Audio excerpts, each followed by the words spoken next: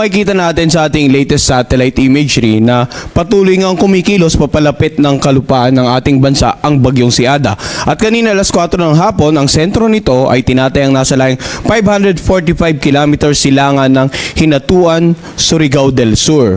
Taglay ng bagyong si Ada ang lakas ng hangin na umabot ng hanggang 45 km per hour malapit sa gitna nito at ang pagbugso aabot naman hanggang 55 km per hour. Ito ay kumikilos sa direksyong west-northwest sa bilis naman na 10 kilometers per hour. Bagamat nasa dagat pa rin yung tinatayang sentro, mapapansin po natin yung mga kaulapan ay tumatama na nga sa ilang bahagi ng Visayas at ng Mindanao area. Samantala ang amihan or northeast monsoon nakakapekto pa rin sa nakararaming bahagi ng Hilaga at Gitnang Luzon. Ngayon, tingnan natin ano nga ba inaasahang pagkilos ng bagyong si Ada sa loob ng 3 hanggang 5 araw. So kanina alas 2 ng hapon, ito yung tinatayang lokasyon ng bagyong si Ada at bukas ng hapon, inaasahan po natin nasa layong 430 kilometers silangan ng Surigao City, Surigao del Norte. Samantala, sa darating naman na Biyernes ng hapon, inaasahan natin nasa 200 kilometers silangan ng Borongan City, Eastern Samar. Sa darating naman na Sabado ng hapon ay nasa layong 130 kilometers silangan ng Biracatan, Duanes. Sa darating na Linggo, 375 kilometers east-southeast ng Kasiguran, Aurora.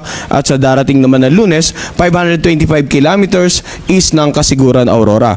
So kung mapapansin po natin sa ating pinaka-latest forecast track, sa loob ng 5 araw ay manatili ito sa loob ng ating area of responsibility. Kung titingnan natin yung center track, base dito ay hindi po natin inaasahang magla-landfall. However, titingnan naman natin yung area of probability. Ang area of probability po, nagpapakita ng mga lugar na posibleng maging aktual ng pagkilos ng bagyo throughout the forecast period. So, hindi natin nirurule out yung possibility na posible palang mag-landfall dito sa may bandang Eastern Visayas or dito sa may bandang Bicol region, no? So dapat maging handa po yung mga kababayan natin dito nga sa Eastern Visayas at maging sa Bicol region sa senaryo ng posibleng paglandfall.